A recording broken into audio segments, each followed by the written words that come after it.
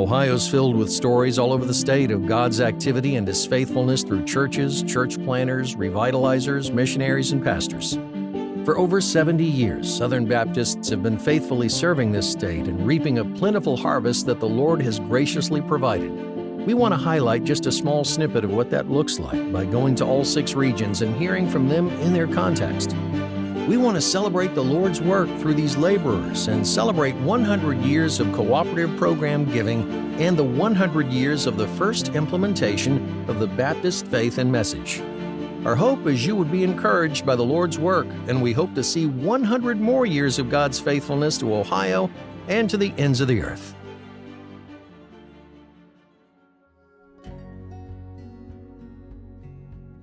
We're gonna have some fun with this one, man. I think a lot to learn. There's a good story here. There's a good story to be told. Good to have you. We're excited to be a part, or for you to be a part of this. 2025, this is a year in the Southern Baptist Convention. We are celebrating 100 years of the Baptist Faith and Message, as well as the cooperative program. And as we celebrate that, we also think there's a reason to celebrate what the Lord's done and His faithfulness in the state of Ohio. And so you're our first stop here on this tour as we're going to different churches, talking with different pastors and church planters and missionaries about the Lord's work in their lives and being a part of the SBC and how that's changed their ministry and helped them as they try to live faithfully to what the Lord's called them to do. And so we were talking earlier, you grew up in Ohio. I did. Southern Ohio. Well, I was born in Southern Ohio. Born in Southern Yeah. Ohio. Yeah. A little place called Arlington. Yeah. Did I say that right? Arlington. So you lived there for just a snippet right at the beginning. You were born there, and then you moved up to Columbus. About how old? Well, a stop or two in between, but grade school age, just as grade school began. So 6, 7, however old you are when you start first grade, that's when it was. And when you got to Columbus, were you attending a church already? Were you guys a part of a church, a Southern Baptist church? No, we didn't go to church anywhere. We had kind of landed in Grove City, and we did not attend church. Family did not attend church. Parents weren't believers. And I might occasionally go to a VBS or a Sunday school off and on, but we never went to church as a family, never went to anything like that until my teenage years. And then we attended an SBC church there in Grove City with my grandmother and my cousin. They had begun attending there, and so we went there because they were there, and ended up getting saved there at Highland Baptist Church in Grove City, and then the rest is history. So you talked about ministerial calling. When did that start to kind of come up in your life, or something you started to think about? Yeah, well, I was saved in August of '81, so about a year after that, I guess. And it's kind of a funny thing as I look back on it. I was really sort of struggling. You're at that point in high school. What are you going to do with your life? That's what everybody's asking you. There was really just a movement in our church and our youth group at this time of students surrendering to vocational ministry, and we'd had a number of do that. And I actually remember the Sunday morning that I made the commitment on a Sunday evening. And on the Sunday morning that particular Sunday, my wife had gone forward and had surrendered to some sort of vocational ministry. But she wasn't my wife at the time. But that really prompted me to begin to think about, well, what is this all about? Is this something that God wants for me? And obviously that kind of worked and unfolded in my mind through the day. And I remember come the Sunday evening service, I responded during the invitation time, and really with just some questions. And my current wife's sister played piano at that time, and I sat down next to her and she explained to me what it was and all of that, and so I made that public decision and said, yeah, I think this is what I want to do. Didn't know exactly what it was going to look like, but kind of made that decision. So this would have been, I think right before my junior year. Okay, so pretty young still, for that. We just really felt called, a burden to come to the Midwest, be in the Midwest. And again, pre-internet age, we just really had a conviction that, you know what, most of the churches that we're familiar with in this part of the country at that time, they're not going to fly guys in for an interview. It's not going to be something they could do. So when I graduated in December of '90, we just made the decision to kind of pack up and come home. I did a little bit of part-time work here or there, temp agencies, that kind of a thing, and preached occasionally, but you know, just trying to plug on until God opened the door where we would be. In June of '91, I started at Brookside. Okay, Brookside Baptist Church in Reynoldsburg, Ohio. And how long were you there for? A little over 7.5 years, Okay. 7 years, 8 months, something like that, Okay. from June of '91 to February of '99, whatever the math works out to Okay, be. yeah, something like that. You know, we were there, like I said, a little over 7.5 years, met some great folks, saw some neat things happen, and then the Lord moved us to the next chapter. Yeah. And what was that next chapter? We came here. Came here. Yeah. So College we Heights came to Baptist College Church. Heights in February of '99. I mean, you know, we hit the ground running, and God just blessed us right away, and you know, and it was exciting, and we were seeing people saved, and the church was growing, and so, you know, we were really excited.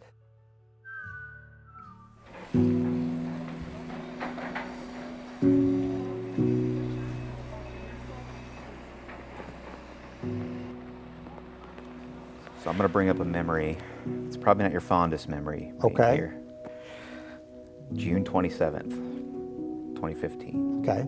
It's a normal Saturday afternoon. Well, it was. Or was it morning? It was a morning. It was a morning. Yeah, Okay, it was a morning. It was a morning, and early on a Saturday, 7-ish or so, 7:15, I think I get a phone call from the Elyria Fire Department, and Not one you want to get. Not a phone call you want to no, get. they said, you know, hey, you know, your church is on fire. You need to get us in the building. And fortunately, my son-in-law lived right across the street, so I called him. He got him in. I think I made record time here. Got dressed, got here by 7:30, and fire trucks everywhere, and just these little trickles of flame. And I'm kind of watching this, thinking, okay, well, this isn't too bad. We'll probably still be able to have service tomorrow. You know, we'll just go to a different part of the building. I'm trying to process through all of that, and I don't know how long it was, Buzz. We were there. I was standing there and watching, and it's raining. I kind of joke we're the only church in America that could burn down in a rainstorm, but we did. But so I'm watching, and then all of a sudden, the flames burst through the roof, and just shoots everywhere else. And I was on the phone with my wife at the time, and I just said, we just lost everything. Wow. But, you know, we didn't. God's good, man. God's good, yeah. Then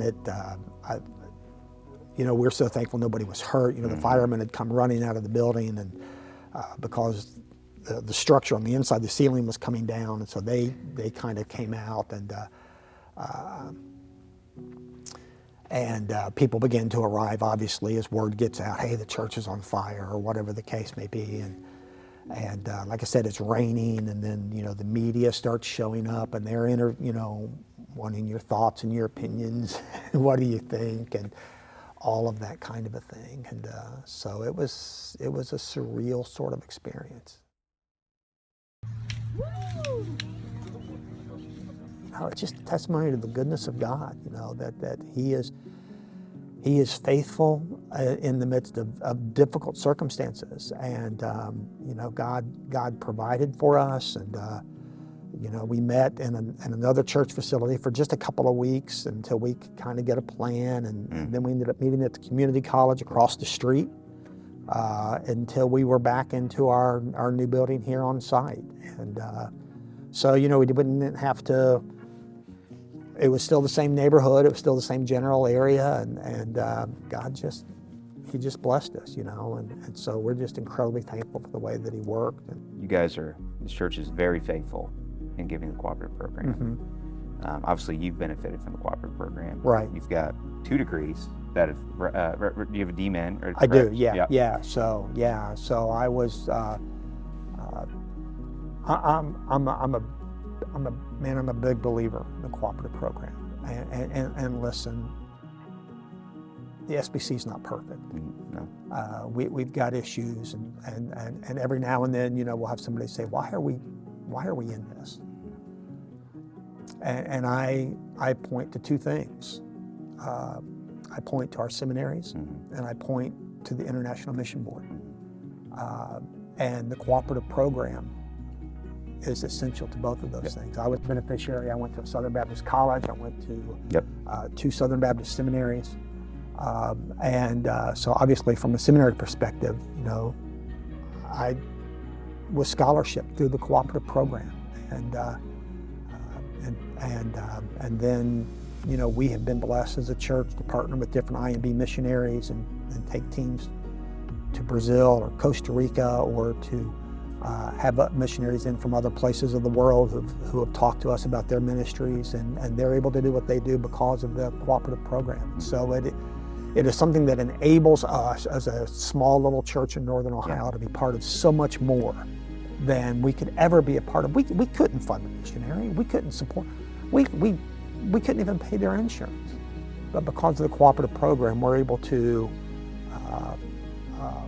prayerfully and financially support mission work around the world, and also invest in the next generation of pastors and seminary teachers and Bible teachers and Sunday school teachers who are just wanting to, maybe grow in their skill. Now with this online age, folks have access to all of this kind of a thing. And so man, it is something that we just, we have made the commitment, and I hope we will honor this as long as I'm here, that, that's the only ongoing mission endeavor that we fund, is the cooperative program.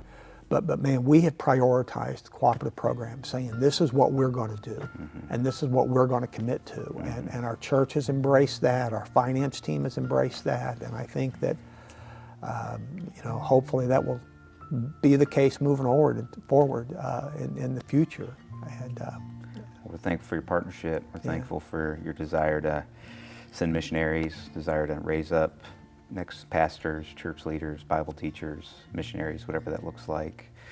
Last question I have for you is, we celebrate 100 years of the cooperative program, Baptist Faith and Message. This is a big question to ask. Okay. So, but what in your mind, what will it take for the Southern Baptist Convention to carry on another 100 years?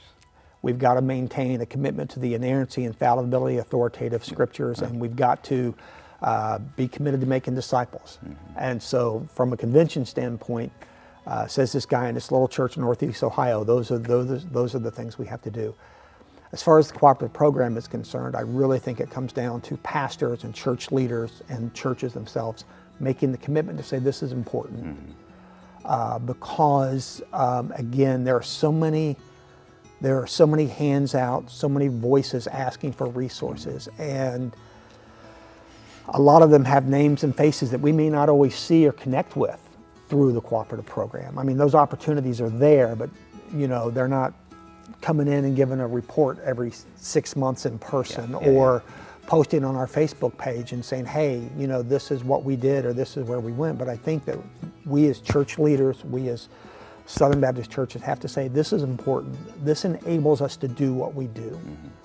And again, SBC doesn't have a corner on the kingdom, but God has used us, warts and all, and the CP is the financial force behind that. And we as church leaders, as pastors, as churches, whatever size, have got to make the commitment to say this is important.